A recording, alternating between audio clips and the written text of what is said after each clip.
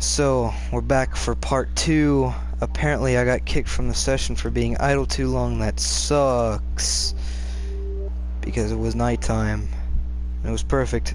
Casey's got the good old music in the background. We're all good to go. Alright. So just in case you missed last time, which you should totally check out, because it kind of leads up to this. We told our own personal stories from dreams or real life experiences.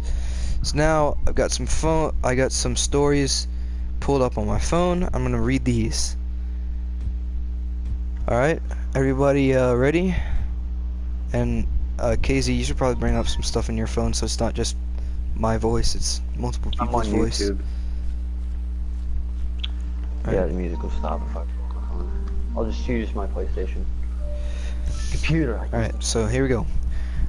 Whether you believe in ghosts or not, it's tough not to get freaked out when you're alone and you hear something bump in the night or even hear a voice. The stories below will freak you out, so it's best to read these with someone, which we are with. Preferably a friend and not a stranger you decided... stranger? Streeter? What the heck is stranger? Stranger you decided to creep up behind on the street. To someone on Omegle. Yeah, the cell phone. A couple months ago, my friend's cousin, a single mother, bought a new cell phone. After a long day of work, she came home, placed her phone on the counter, and went to watch TV. Her son came to her and asked if he could play with her new phone. She told him not to call anyone or mess with text messages, and he agreed. At around 11:20, she was drowsy, so she decided to tuck her son in and go to bed. She walked to his room and saw that he wasn't there. She then ran over to her room to find him sleeping on her bed with the phone in his hand. Relieved, she picked her phone back up from his hand to inspect it. Browsing through it, she noticed only minor changes such as a new background, banner, etc., etc. But then she opened up her saved pictures. She began deleting the pictures he had taken till only one new picture remained. When she first saw it, she was in disbelief. It was her son sleeping on her bed, but the picture was taken by someone else above him. It showed the left half of an elderly woman's face.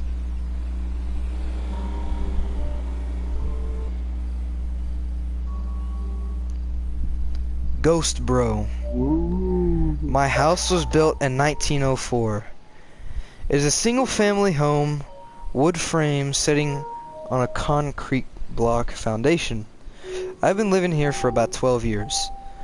Of all the weird things that my siblings and me have seen or heard in this house, this one event is my favorite. This happened to my brother about 10 years ago. My brother and his best friends had started a garage band playing mostly Spanish rock, alternative music, but in Spanish. His friends could only get together on Sunday afternoons. They would practice into the early evening and then would usually call it quits by 8 p.m. This was the time I usually showed up and went to bed, because I worked the graveyard shift. This happened in late fall, so the days were getting shorter. They had just finished a long session when the decision to head to someone else's house came about. My brother handed his car keys to his buddy so they could load up the equipment. Everyone had filed out of the basement, but the tricky part was that they needed to walk all the way to the back of the basement, up the back stairs, through the kitchen doorway, down the hall, into the living room, and out into the front porch.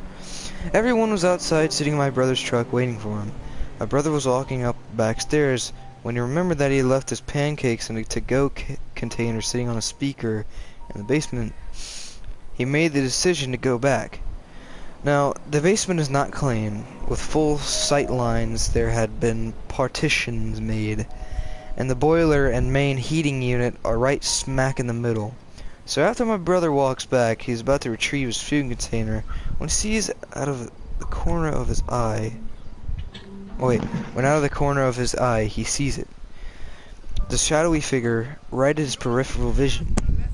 This feeling of dread and uneasiness washed over my brother.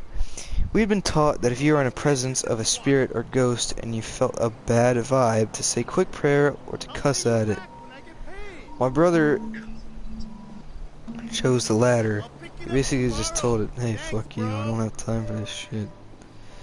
My brother started to walk to... My brother started to walk to the back of the basement and briskly up the stairs, closing doors and turning off lights as he was walking out. The last light switch is on the opposite side of the front door. Luckily, the door was open, and the light from the street lamp was flooding the living room with its amber light. My brother said he felt something at his back, but at no point did he turn around. As he flicked the last switch, the living room went dark, as did the rest of the house. As he stepped out, he pulled on the door, closing it behind him. Still holding his food container in one hand, he jogged down the few porch steps. He walked towards the front gate. Our house resides far from the main street, essentially having a large front yard, but no rear garage. As he closed the gap between himself and his friend-laden truck, he kind of smiled and thought things over in his head, mad at himself for spooking out when there was no reason. He climbed into the driver's side of the truck, putting on his seatbelt and getting ready to pull out of the parking spot directly in front of the house, when one of his friends asked, "Hey, wait, what about your brother? Isn't he coming with us?" My brother answered, "What do you mean? He went to work early tonight. He's already gone. Did you see his car anywhere?" Oh. The next question they asked, "So then, who was walking behind you when you were leaving the house?"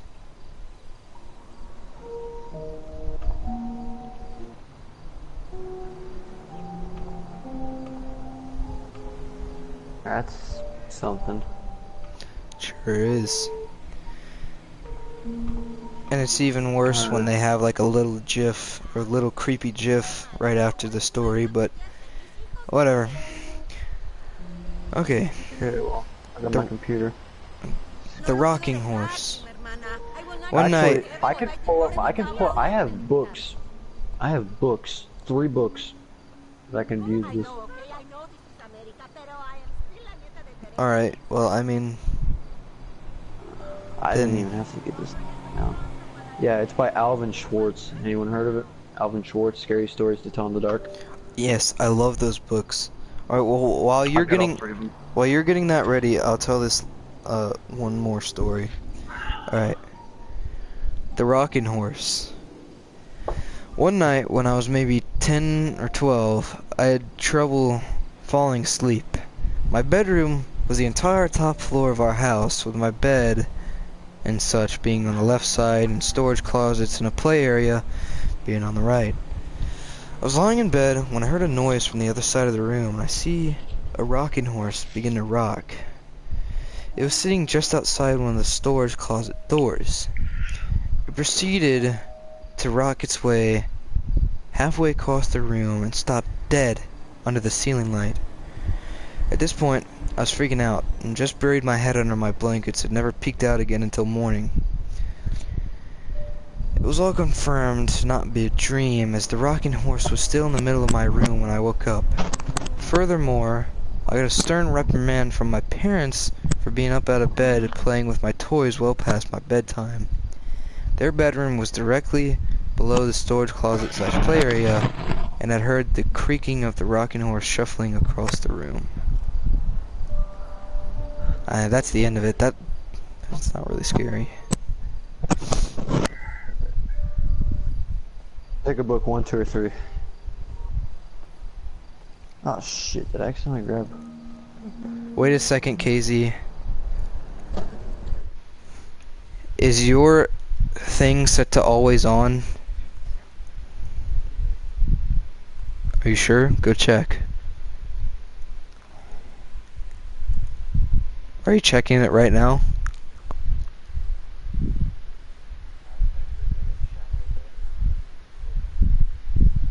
It's probably you.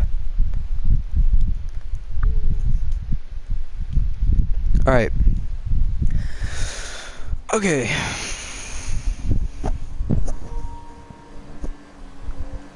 Ah, damn it! I grabbed the same book twice. Alright, that's fine. Now, Keith will begin to read from a book that some of you may or may not have read or have heard about. It's Scary Stories. This is genuine for me because I'm actually holding a flashlight to read it. It's a book.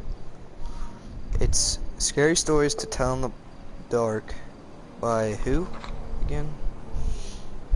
Alvin Schwartz. Yeah. Retold by Alvin Schwartz. Drawings by Stephen Gamble. Collected and yeah. Yeah, I loved these books. These books, I still love them. I can't say it in past tense because they're still awesome. Okay, here it is. This one's called What Do You Come For? There was an old woman who lived all by herself, and she was very lonely. Sitting in the kitchen one night, she said, "Oh, I wish I had some company." No sooner she had spoken than down the chimney tumbled 2 feet from which flesh had rotted. The woman's eyes bulged with terror. Then the 2 legs... I need to learn to read. Okay. Then 2 legs dropped to the hearth and attached themselves to the feet. Then a body tumbled down, then 2 arms and a man's head. As the old woman watched, the parts came together into a great dangling ring. The man danced around and around the room. Faster and faster he went. Then he stopped, and he looked into her eyes. "What do you come for?" she asked in a small voice that shivered and shook. "What do I come for?" he said. "I come for you!" And then it says, as you shout the last word, stamp your foot and jump at someone nearby. Alright, well, just wait for whoever's raping their mic to stop raping their mic before you say the next story.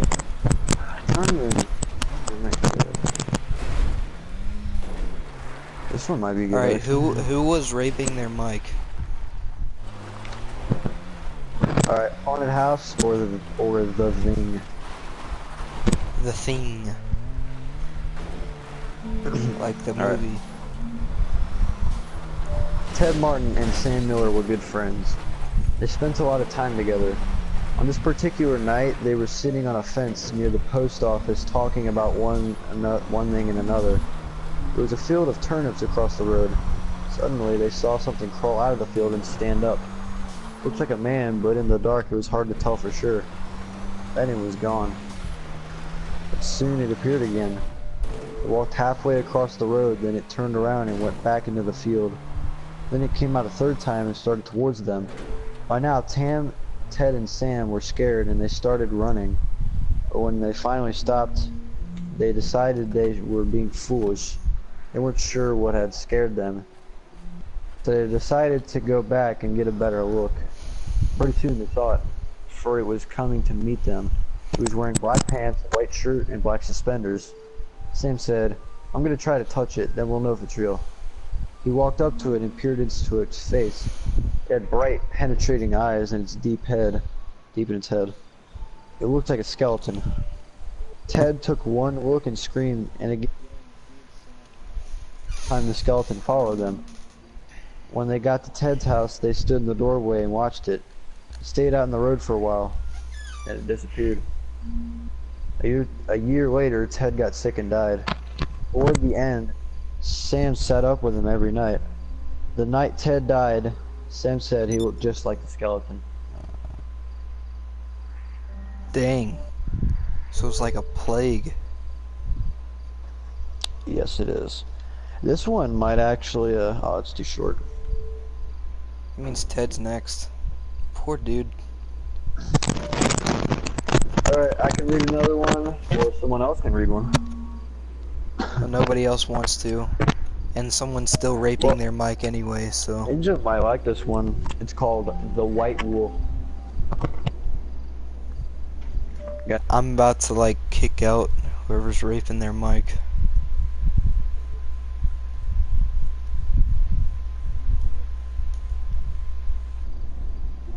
Yeah, well, he's not here for this. The White Wolf. The timber wolves around French Creek had gotten out of hand. There were so many wolves the farmers could not stop them from killing their cattle and sheep. So the state put a bounty on them. It would pay a hunter $10 for every wolf pelt he turned in. A butcher in town named Bill Williams thought that this was pretty good money. He stopped working as a butcher and started killing wolves. He was good at it. Every year he killed over 500 of them. That came to more than $5,000. It's quite a bit of money in those days. For 4 or 5 years, Bill had killed so many wolves there were hardly any left in the area, so he retired. And he vowed never to harm another wolf because wolves had made him rich. And one day a farmer reported that a white wolf had killed 2 of his sheep. He had shot at it and hit it, but the bullets didn't have any effect. Soon that wolf was seen all over the countryside, killing and running, but nobody could stop it. One night, it came into Bill's yard and killed his pet cow. Bill forgot about his decision never to harm another wolf. He went into town the next morning and bought a young lamb for bait. He took it into the hills and tied it to a tree. And he backed off about 50 yards and sat down under a tree. With his gun in his lap, he waited. When Bill didn't come back, his friends started looking for him. Finally, they found the lamb. It was still tied to a tree. It was hungry, but it was alive. And they found Bill. He was sitting against the other tree, but he was dead. His throat had been torn open. There was no sign of a struggle. His gun had been fired, and there were no tracks in the soil around him. For the white wolf, never seen again. He made a necessary sacrifice. Yep. He was the one who got cursed, basically. He went against his vow never to kill another wolf and came back on him. Yeah.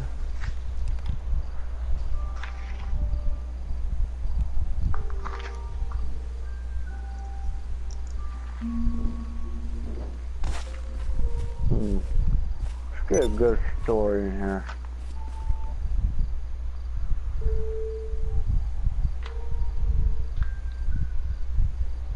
Try the other book. Usually the ones with the creepy pictures are the best ones to read.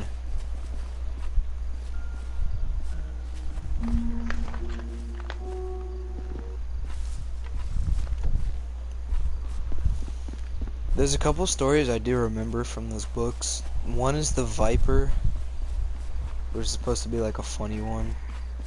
And one is, This one's pretty short. one is like the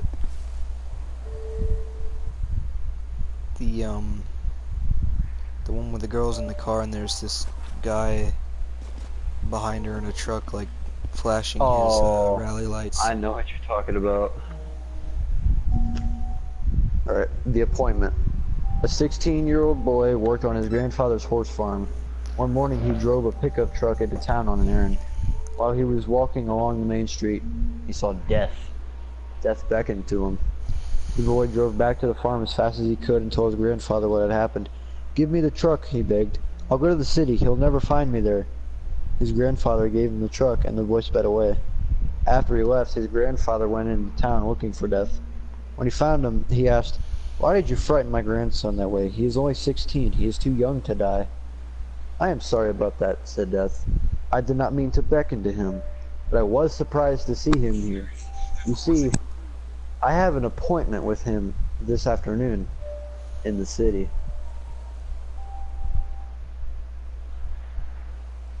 Dang. What do you think it is? Car crash? Hell, I don't know. Oh my gosh. Well, it's just the two important people now.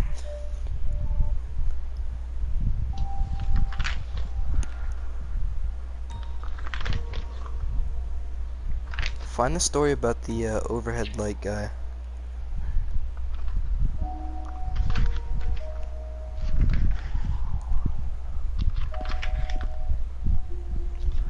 What I should have done is I should have drove to Mount Gordo to see the ghost while you were telling the stories, but it's too late now. Huh. I don't know why, but I had a sexual fantasy about one of these stories. I'm just fucking with you. Necrophilia? Nah.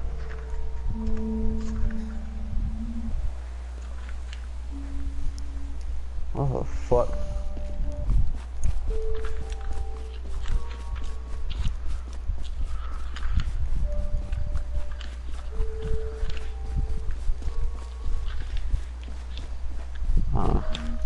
You know what necrophobia is, right? What is it? Fear of death. Huh. Don't kill me. I'm scared. To be honest, death shouldn't be one of your fears.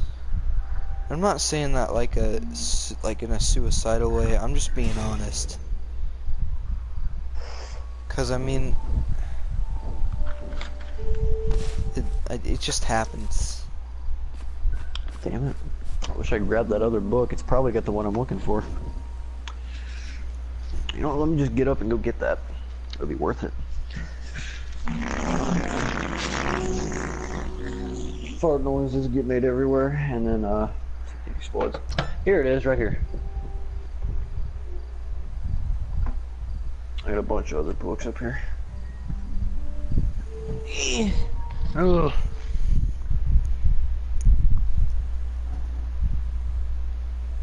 Heard some weird shit. Alright, since my controller is doing fine on battery power, I'm going to bring my phone with me. I'm going to move back into my bed, so I'm not sitting here being cold.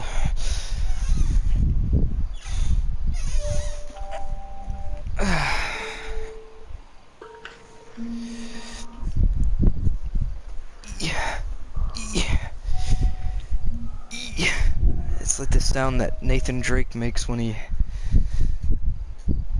jumps.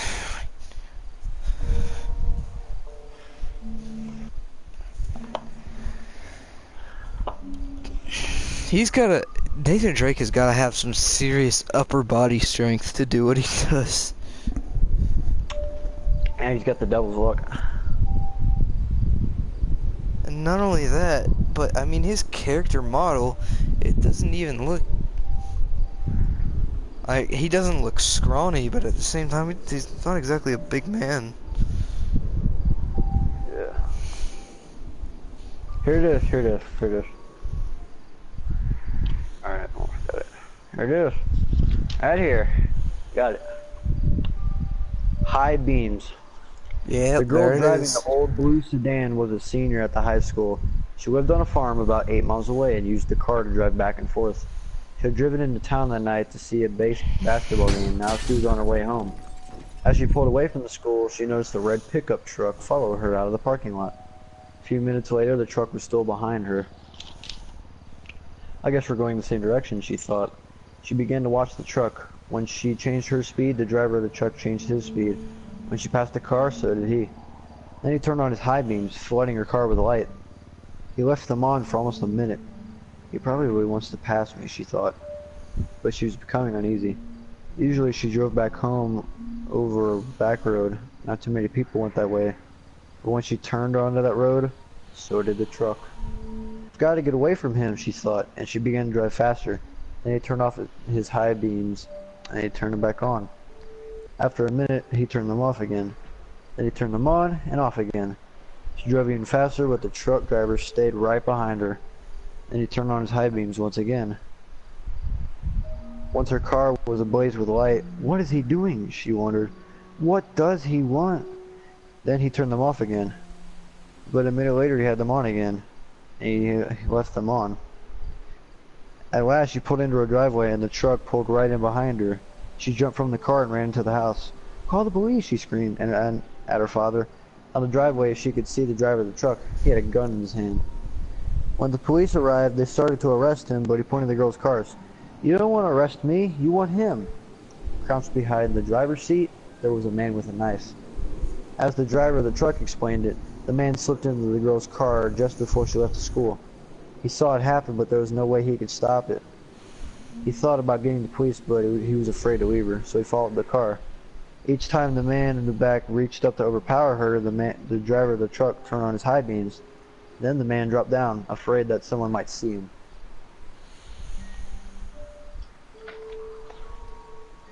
That's just called smart. Hell yeah. Yeah, it's people looking out for each other. Mm-hmm. Out in the country.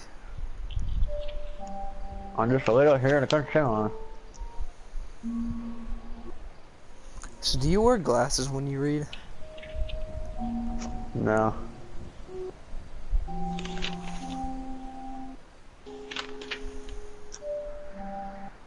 What the hell? This one's wacky, but I'll read it. Wait till Martin comes. Oh, An there's old Martin. man was out for a walk. When a storm came up, he looked for a place to take shelter. Soon he came to an old house. He ran up on the porch and knocked on the door, but nobody answered. By now, rain was pouring in, thunder was booming, and the lightning was flashing, and somebody was playing Thunder Rolls by the Garth Brooks in the background. No, I'm just kidding. So he tried the door, but he found it was unlocked. He went inside. Except for a pile of wooden boxes, the house was empty. He broke up some of the boxes and made a fire with them. Then he sat down in front of the fire and dried himself. It was so warm and cozy that he fell asleep. Hey, yawns. When he woke up, a black cat was sitting near the fire. It stared at him for a while, then it purred. That's a nice cat, he thought. Then he dozed off again. When he opened his eyes, there was a second cat in the room, but this one was as big as a wolf. It looked at him very closely and asked, "Shall we do it now?" "No," the other cat said. "Let's wait till Martin comes."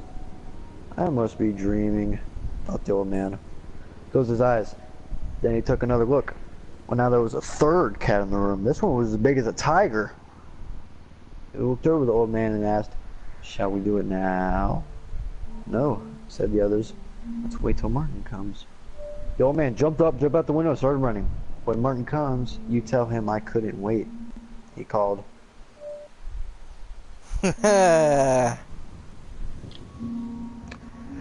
Big ass damn cat. Starts recording like a rap song out of it. Big ass cat with the fucking water come. That sounds like a rock song. Big ass cat. I got the big ass My cat. name was James, and it still is. My One name night I was went to James, and I was like a ladder. sleep. I woke up, I saw a black cat, thought it was nice. Then I woke up, I saw a wolf next to the cat. They stared at me, and the cat said... This one's kind of funny, but it's got a bunch of... This one relates. This is an extreme example of irony. This relates to a story. I forget what it was about, but it was about a drunk guy. Drunk people. The girl who stood on a grave. Some boys and girls were at a party one night. There was a graveyard down the street, and they were talking about how scary it was. "Don't ever stand on a grave after dark," one of the boys said. That was a boy, you screwed up. "He'll pull you under."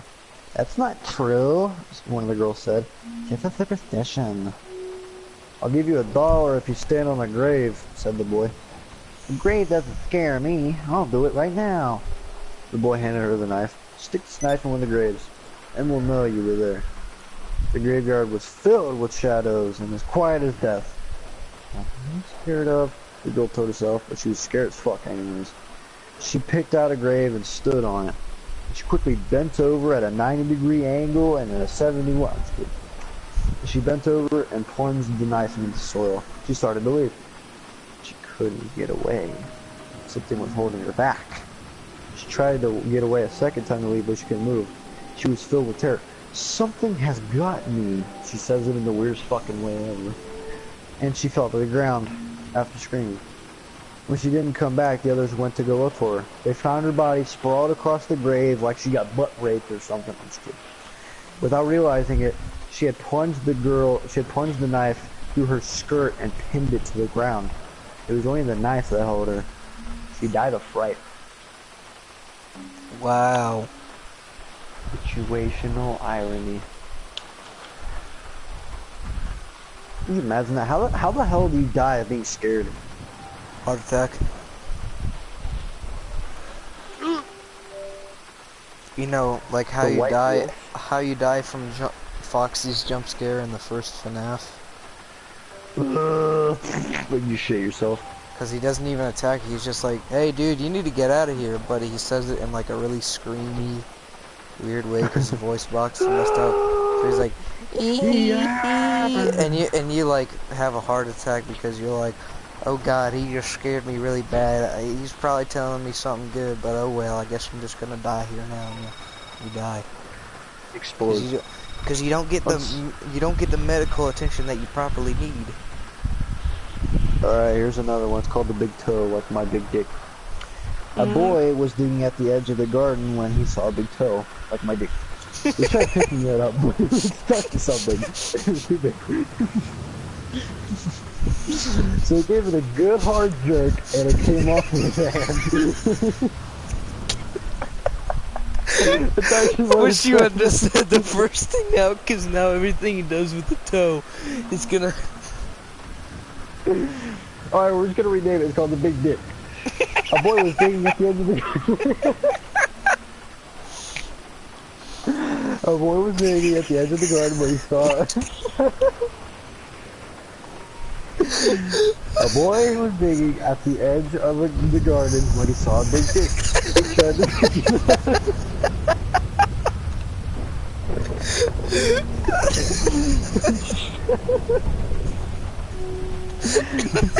What do you call a big dick? He tried to pick it up, but it was stuck to something. So he gave it a good hard jerk and it came off of his hand. Then he heard something groan and scamper away. The boy took the dick into the kitchen and showed it to his mother. It looks nice and plump, she said.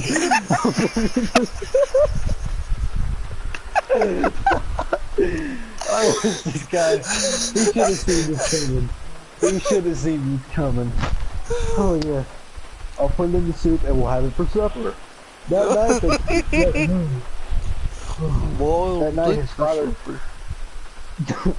That night his father carved the dick into 3 pieces and they each had a piece.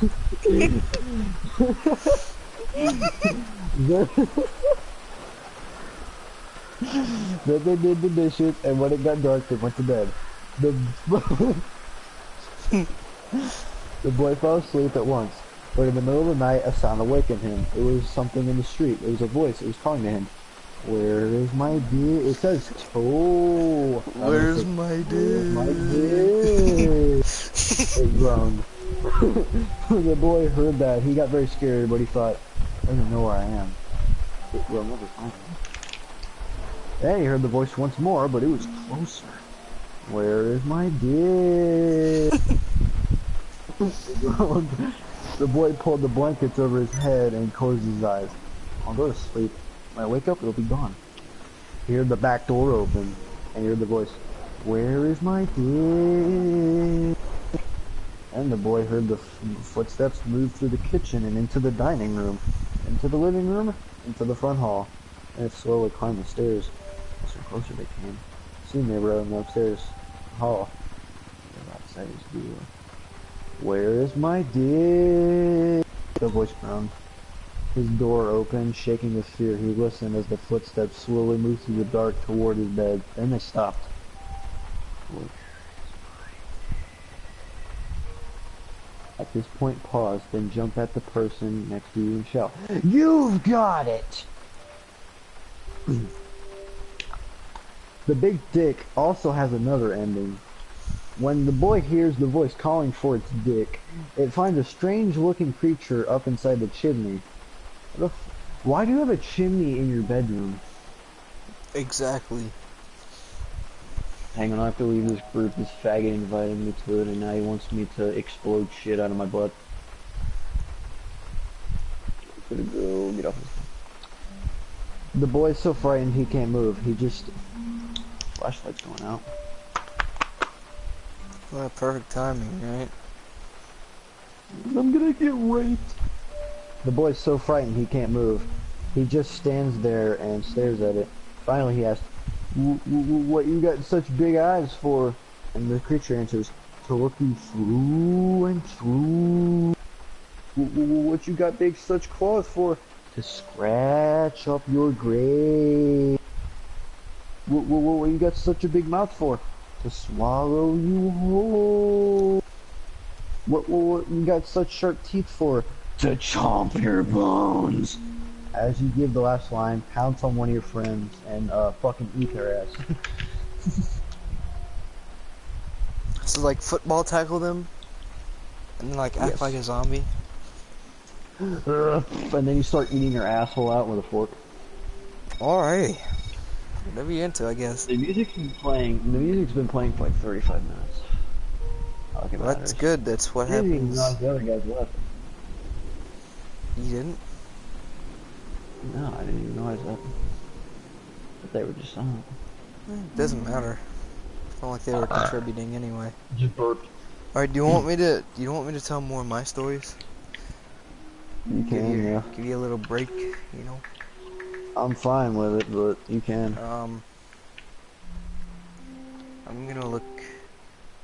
I've already Alright, seen well- Annie 96 is typing. Alright. I'll read one while you search it up. I This scary story is a scary game that people play at Halloween, but it can be played whenever the spirit moves you.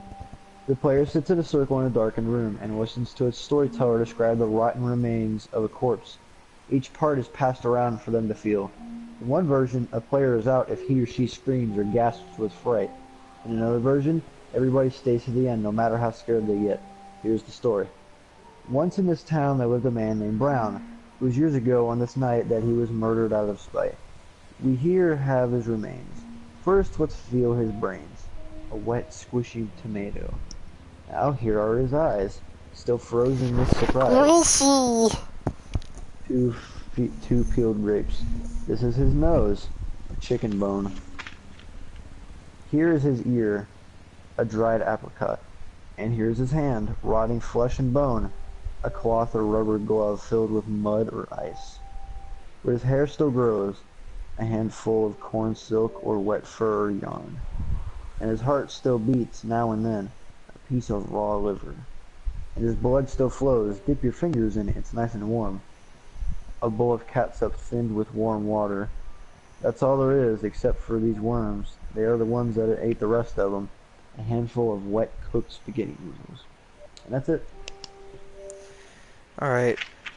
This is a fairly long story. I don't know if you want me to We need a long read it. story. Let's do it. Let's do it. it's very long. How long? Long as my dick? Like, this is supposed to Where be is my about 16 dick? stories. This takes about almost half the page. So I'm not gonna read that one, but I will read this one. Half the page. There's 16. There's 16 Okay. parts to it. So, number 4. This is the 4th story on this list. So, Anasi's Goatman story. Here's my story. Be 16, be black and have family down in Alabama. They farm and own a huge amount of land down in Huntsville. Uncle owns a big house and a bunch of trailers they put out in the woods for hunting and camping. Down south, cousins suggest we go out there to camp. No, I'm a city kid from Chicago, so they tease the F out of Hey, me. city boy faggot, you ain't gonna survive in the woods. Collect You little food, city boy kill a pig and some chickens, and bring necessities to camp out for a few days. We get to the camp and it's obvious something is weird. Air has this weird electric smell, like right before storm, like ozone. It's Dwayne the Rock Johnson's farts. We think He's the most electrifying man in sports. We think nothing of it and unpack and go down to a little creek to swim for a few hours. All of a sudden, some older white guy and a white teenager come out of the bushes. He has a shotgun in the crook of his arm and says hello and asks us what we're doing this far back in the woods. What you doing in our neck of the woods? Tell him about my uncle, who he knows, and say we're camping out. He tells us we need to be real careful out here and stick together, as there was a big animal in the woods. His son, who's my age, asks if he can stay and hang out with us. He says okay. I'm going to stop green texting because the story is fairly long and the format is hard to write in. So we end up playing football. Dicking around with me, there's a white kid. Tanner! Well, you're gonna die today. That's my character. Oh Oh, you're well. gonna die today. 5 Oh, of you're my gonna die today. cousins, Oh, you're gonna die and then today. 4 of Oh, their you're gonna die friends. today. In Oh, you're gonna die total, today. there were. In I'm total, just kidding. there were 5 girls and 6 boys. We were all around 15 to 17. We ended up just One of them dicking the boys. day away. So we head back to the camp and pulling out some stuff for a campfire, even though the trailers both had kitchenettes. Tanner says that his family's property sits up against my uncle's. He wants to run home and ask his dad if he can come out camping with us. My cousin Rooster says he's going to go with him since it's going to get dark soon. One of the girls also wants to tag along. About 7 o'clock, and it's starting to get pretty dark. They take flashlights and take the trail towards Tanner's property. The rest of us chill. We make s'mores, drink, and kiss on the girls. About 30 or 40 minutes later, there's the smell of ozone again. You can smell the smell of the fire we had started, and this really nasty coppery smell, like right after you had a nosebleed and it stopped. It wasn't exactly like dried blood, but it was that nasty metallic back of your throat smell. We immediately think that it's some kind of electrical malfunction, or someone left the hot plate on, or something like that. We search the trailers and nothing is on, and we all can smell it. All of a sudden, we can hear something booking down the path toward us and Rooster. Oh wait. All of a sudden, we can hear something booking down the path toward us and Rooster, Tan and the girl. Oh, this is how it's supposed to be read. All of a sudden, we can hear people booking down the path toward us, and Rooster, Tanner, and the girl all come running into the clearing out of breath, and they don't even break stride. They all run into the trailer right by where the fire is. We all got the F out of there and get into the trailers. They end up calming down. Even Rooster is crying his effing eyes out at this point. All the while, the fire is guttering lower and lower, so my other cousins say F it and are about to go outside to get the generator out of the shed between the trailers. Tanner goes, F no, lock the front door, ain't nobody else going outside. He's been crying too, and his eyes are bloodshot and puffy. His pants are dirty as shit. He shit himself. He goes on to tell us that they went up to his house. His father said sure, he could go out camping, but to make sure they were careful on the way back, and that maybe they should take one of the hunting rifles just in case. Evidently, Tanner had seen something in their yard a few days before. One of their pigs had come up ripped and half-eaten. They assumed it was just some big cats or coyotes, even though they don't usually F with live animals. He'd gone upstairs and packed his stuff, and told his dad they would be okay without the rifle because coyotes avoid people. So they started walking back toward where we were camping. So Rooster finally stops crying and shaking. The girl already had, but she was just staring out the window with a dumb look on her face. He says they had gotten halfway into the woods toward the camp when they started to hear shit in the forest. It was almost pitch black by this time, so they weren't sure at first what the F it was. The girl says that she heard something in the bushes right off the trail, and they all beamed their flashlights over there, and there was someone standing back in the woods in a little hollow. Rooster said they had shouted at him and told him that he was scaring the F out of them, and what a dick he was. He says that's when he realized the guy was facing away from them. So they keep walking, and they start smelling the nasty coppery ozone smell. And they say that they look off into the forest on the opposite side, and there's a dude standing in the forest, backwards slightly, closer to the path. So now they start power walking, and Tanner keeps going. I should have taken the effing rifle.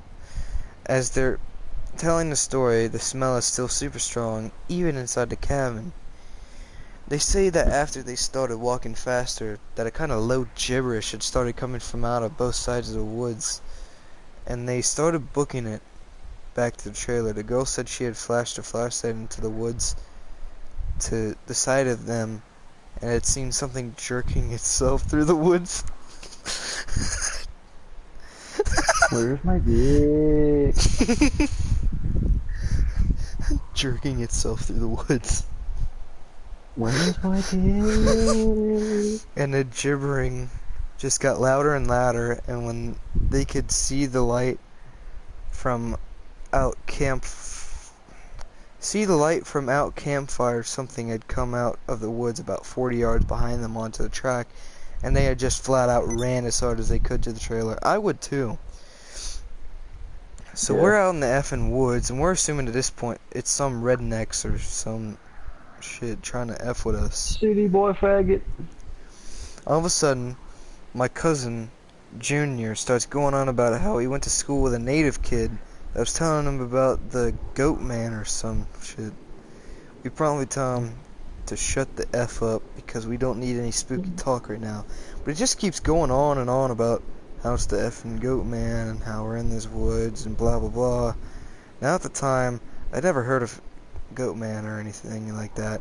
I've heard of goat man. Goat man is creepy. Have you ever heard of sheep squatch before? Maybe. Dude, sheep squatch is even creepier. Alright, anyway. But I mean, I'm not scared of goat man and sheep squatch where I am right now, because I mean I'm in the suburbs. Ain't no sheep squatch or goat man is gonna be creeping up in the suburbs. Yes. But KZ, you have a gun with you right now. I got a crossbow hanging on the wall. I got a 22 in the closet. I got Oh my god, it's behind you! No, there's just a Browns blanket behind me. Oh.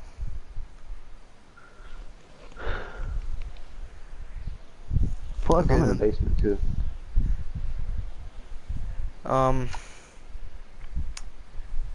Okay, I never heard of a goat man or any of that, but then a couple of years ago, the year before I graduated from college, I had a Minim for a roommate, and I ended up asking him about it. And to sum it up, it's basically a effing man with the head of a goat, and he can shapeshift, and he gets among groups of people to terrorize them. It's also supposed to be like the Wendigo, and it's bad mojo to even talk about it, and even worse if you see it. Keep in mind, I didn't know this back when I was 16, so my cousin is going, the goat man's going to get in and effing get us. The girls are terrified, and my cousins and I are all effing trying to figure out if it's just some hillbillies or if it's some animal. So all of a sudden, the smell just goes away. Like, to this day, I haven't even experienced anything like that. Like, usually smells fade away or get less. It just literally was there 1 second and then not the next. So after an hour, making it around 9 or 10, we've stopped shitting bricks enough to go back outside and stroke the fire again. We figured it was just some assholes trying to F with us. So we don't go back home, because we think if we do, they'll chase us through the woods or some crazy shit. Nothing else weird happens that night, and we stay another night, and for the main part of the night, nothing happens. At about 1 in the morning, we're outside getting drunk and telling ghost stories. Someone was finishing some too spooky story.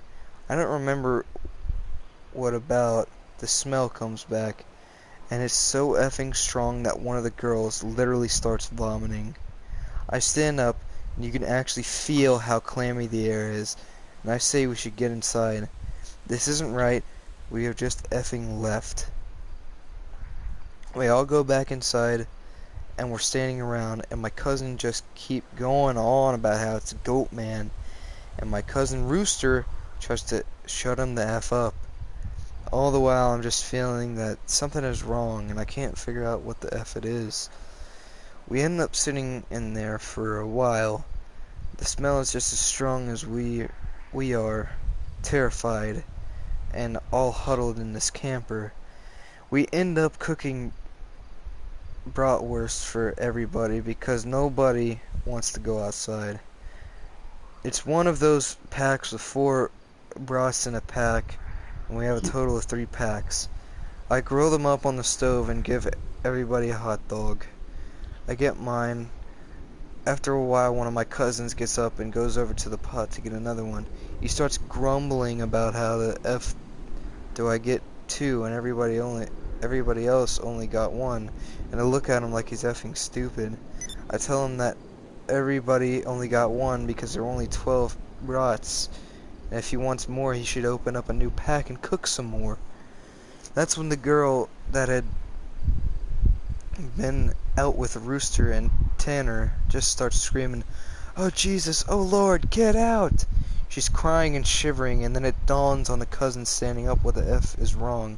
Me and him both glance around the room, and then I feel my heart effing sink. I run the F out of the cabin, and the girl runs out with us. The trailer door is banging against the side of the trailer as everyone books out of the cabin. One of my friends asks us what the F was wrong, and I start counting us, and there's only 11 now. I shit you not. My cousin verified there had been 12 people in the cabin, but being that everybody didn't really know each other well, nobody had really noticed the whole effing time that there was an extra person. And then I realized earlier that I kind of noticed something was off. You know how when you're just screwing around, having a good time, you don't sweat the small stuff, and you don't always keep track of certain stuff. But I'm dead sure that someone else had been in the trailer with us, and that they had been there for at least an effing day, eating with us. And what makes it worse, I could figure out which one, because I don't think anyone ever actually interacted with the other person / the goat man. The girl kept praying to Jesus, and we're all sitting outside. Eventually we get big ass sticks and go back in the cabin, and there's nobody in there. We count again, and there's 11.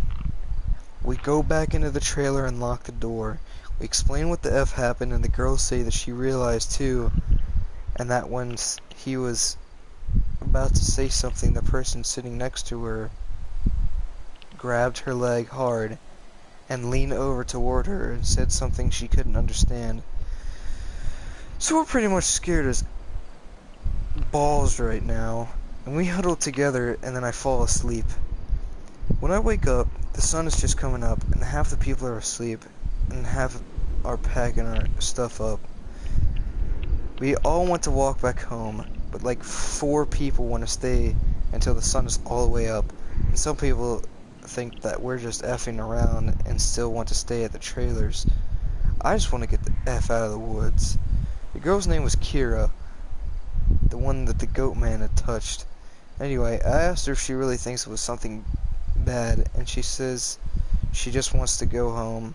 She doesn't want to be in the woods alone for another night. So we decided to split people up, and that the 4 that want to go can go, and that I have to stay because I have the keys to the cabin and it's my uncle's and I have to lock up.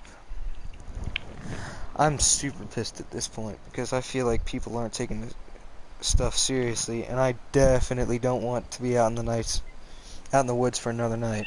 So I spend the rest of the day trying to convince the rest of the people, now 4 girls and 4 guys, to get the F out of Dodge. Tanner leaves with them to go get a rifle and says he's gonna be back. So there are just 7 of us left this about 4 p.m. At around 5 p.m. he hasn't made it back yet, and we're getting extremely effing antsy. And the only reason I stopped begging them to go back was because he went to get a gun. It's about 5:30 or so when the one cousin that did stay says that the girl Kira is outside. We all look outside, and sure enough, she's standing by the fire pit with her back to the cabin. I'm thinking to myself, she was so effing scared. Why the hell would she come back? And then I get this nasty feeling in my gut.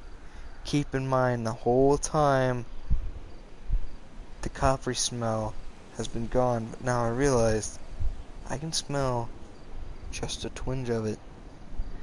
I say this to the rest of them and everybody. They are the people that wanted to stay in the effing woods after we had the goddamn goat man in our midst, are laughing at me and asking, did I set this up to scare them? I'm looking at them now. I am not effing bullshitting you at all right now. I asked them, why the F would I play like that? So one of the girls goes outside to get Kira. She gets halfway to her and stops cold. Kira starts heaving. I don't know how the F to describe it. Sort of like if someone with Like some sort of heavy breathing. if someone with their back turned was laughing without actually making any sound. It was this fact that made me that made me rapid realize flexing of the stomach. that made me realize there was not an effing sound in the whole woods. It was dead silent. This was like later in September, so it was still fairly hot at the time, but it was super chilly some days too. And you could usually hear big ass geese Big ass honking, or some kind of birds or squirrels chittering. So I step out and tell her to come back in the effing trailer right goddamn now. She backs up into the trailer, and we lock the effing door.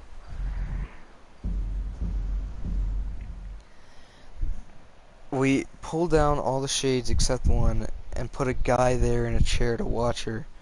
She stands there for another 20 minutes or so. The guy turns to say that she's still there, and there's a huge effing bang on the door. We all jump the F up and scramble around the living room of the trailer. The banging is super effing loud. He looks up around the room and then gets super pale. He pulls me to the side and whispers in my ear, "You know there are only seven of us in here, right?" I get that feeling where your stomach drops in your nuts. It had been back inside the trailer while we were sorting out who was going where, and then when we all went outside to talk earlier in the day, it just slipped right back in. We look out the window, and there's nobody out there. So we recount everyone, and then basically I go over and ask everyone how many people we were here earlier, and everybody says 8. I say, well, how many are there now? They all do the count and then realize there are only now 7 people in the cabin.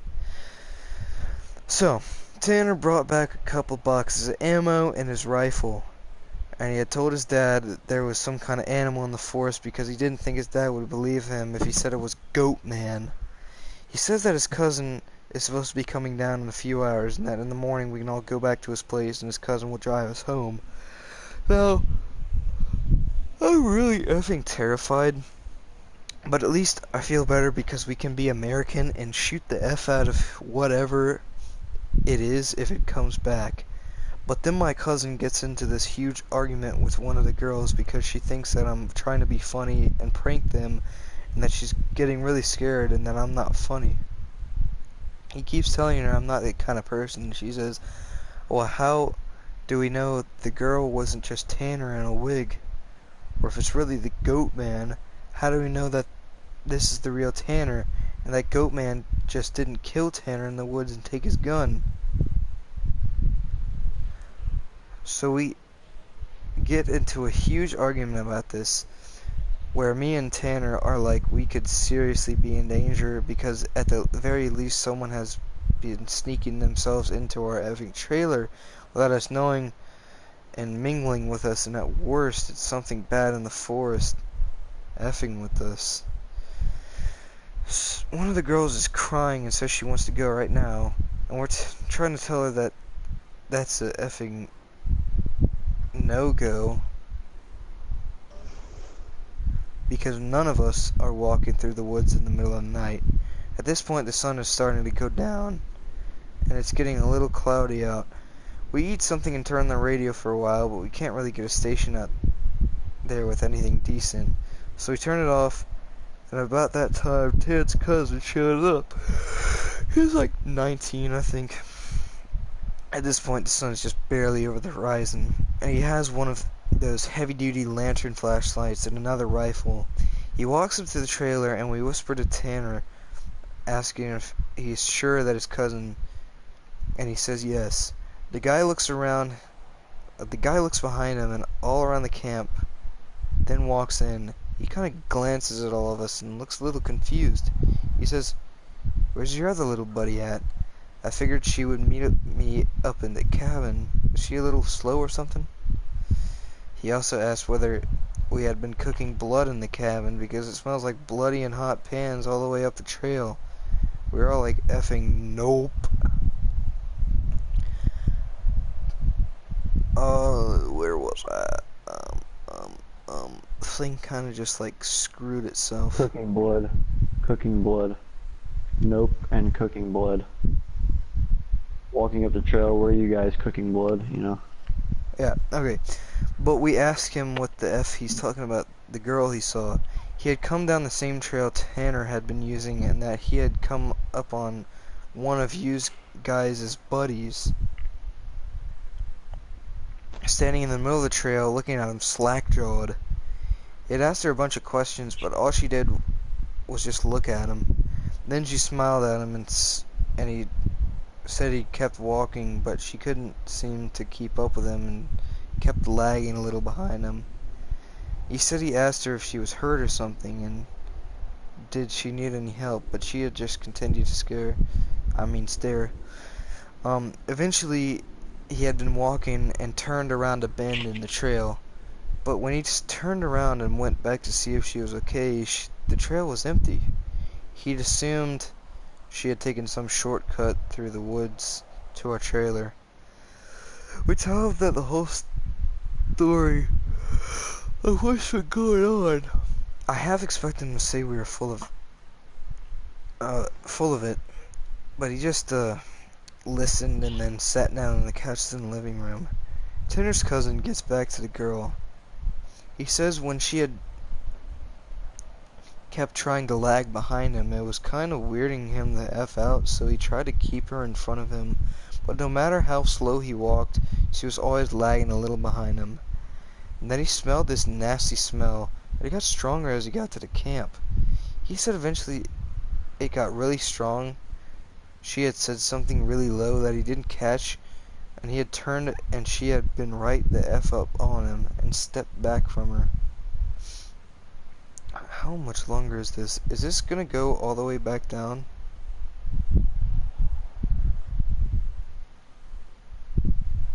This is literally taking up the entire rest.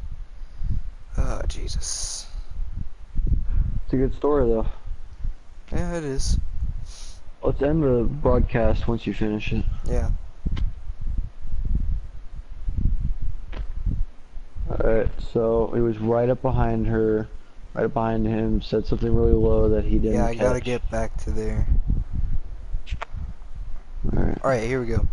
It was at this point he asked her if she was okay, and if she wasn't him to carry her, if she wanted him to carry her back the rest of the way, and she just kept staring. He said he reached out for her, as in to grab her on the shoulder, but he must have misjudged the distance because she was off to the side of where he had put his hand, like she had moved while he was looking dead at her. So at this point, we know this stuff is real unless Tanner is playing a joke. Which we can tell he's not, because someone was pissing his pants. So they load up their rifles, we eat some more, and we just kind of sit around until about 11. To this day, every time I think about this, I really pray to God that it's some huge prank that my cousins played on me and just never revealed, so I would...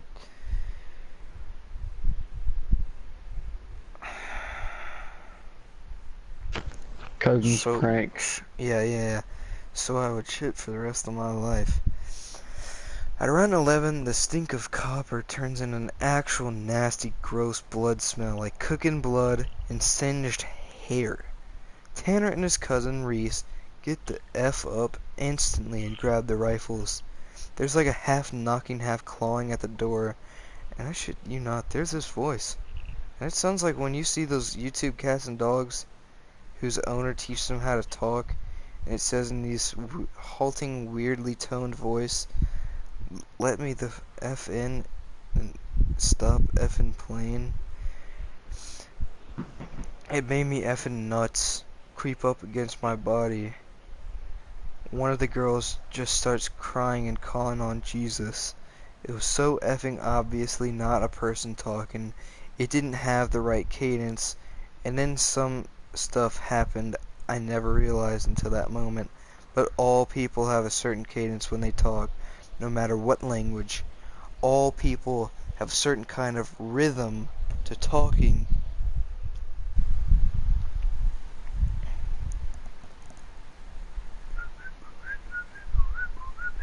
I don't know what's up with this thing. Are you kidding me? This thing just put me all the way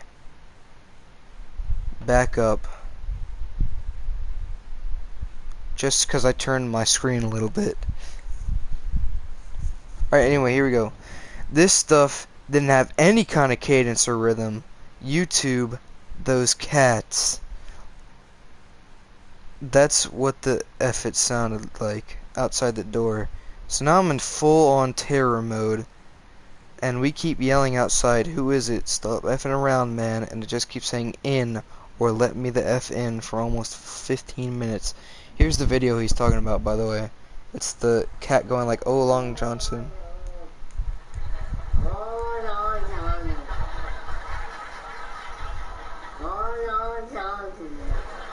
Yeah. Alright. Yeah. It sounded like this. Yeah. It sounded like this almost only not funny. Sorry for being on a tangent, but if you can't imagine how this stuff sounded, then you can't imagine how effed up the whole situation was. Yeah, so just imagine that cat voice saying in or let me the F in for almost 15 minutes. Like it's like a demon voice.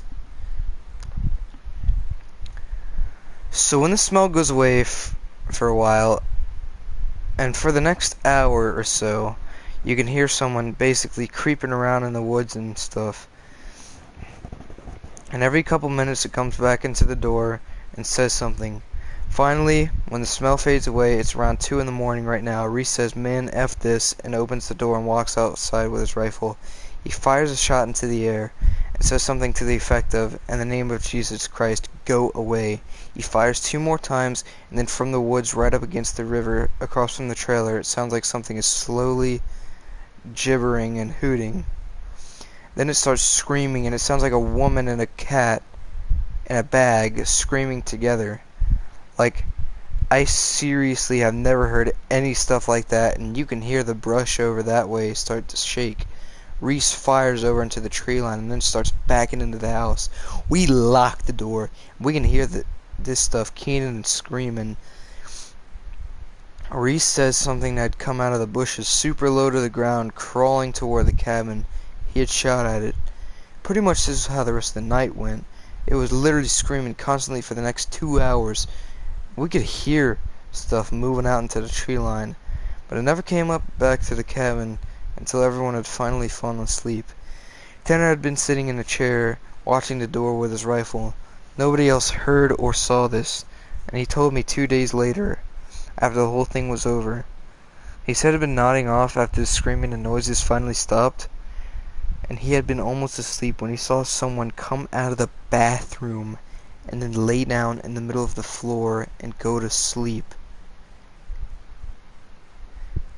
He just assumed it was one of us and had nodded off. Then he said he kind of realized something was wrong, and while pretending to be sleeping, he counted us. There were 9 people in the cabin. He basically didn't want to try to shoot at the effing thing in the cabin, and have it kill us all then and there, or have Reese wake up and start shooting and then we kill ourselves. So we just stayed awake all night pretending to be asleep. He said sometimes it would stand up and kind of do this weird jittery thing or heave like it was laughing, but then it would lay back down. The story closes pretty weak because from my perspective nothing happened. We woke up and noticed that Tanner was a little jittery and that he was avoiding looking at all of us. But we ate some breakfast, packed up, and started walking to his house. He stayed last in the cabin and said he'd lock up and bring me my uncle's keys to just start walking and he'd catch up, which I didn't really want to effing do. We got a little bit up the path and then he came running up and basically we just jogged back to his house and his cousin took us home. There was a window in the bathroom. Tanner had gone back to lock up and look in there. He said there was a window that we were too stupid to lock and that there was no screen on it. The window was effing up when he went in there. I'm guessing it had been doing that all along, waiting for us to fall asleep or slip up and then getting in among us. It had walked with us all the freaking way back to his house, and he said it lagged to the back of the group and then looked him dead in the eyes and walked into the woods.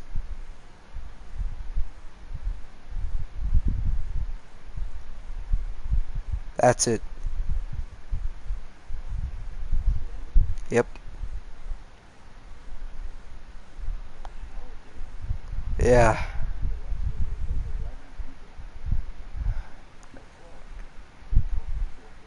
Well,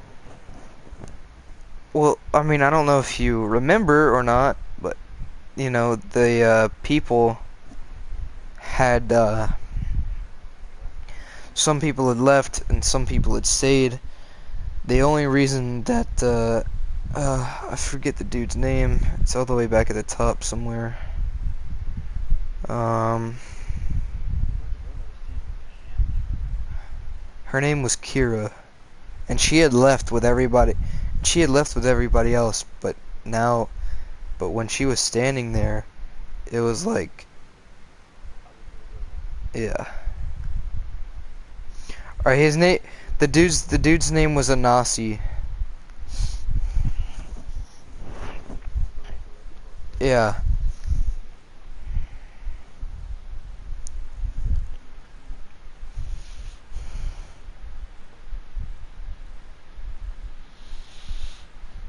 I mean, I knew about a Goatman thing, but I didn't know about no shifting Goatman. Yeah.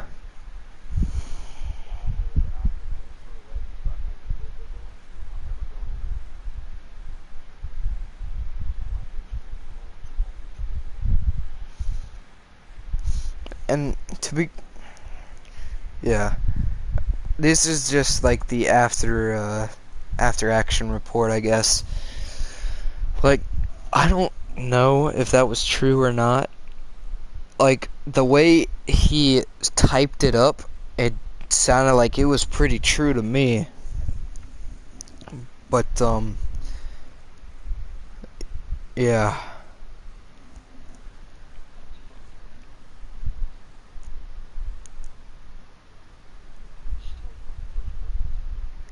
Yeah. I was told from Anasi. And I mean, remember, most of these people are black dudes. It said that. The only white guys were Tanner and his cousin.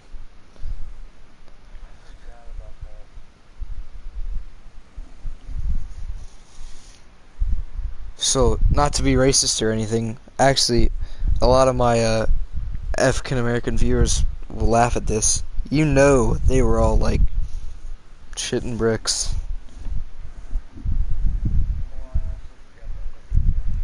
I have a lot of black friends, and I've seen movies.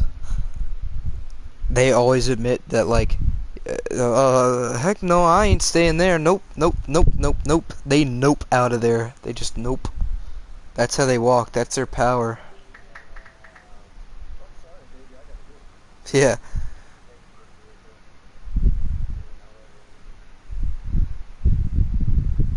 I know who Eddie Murphy is.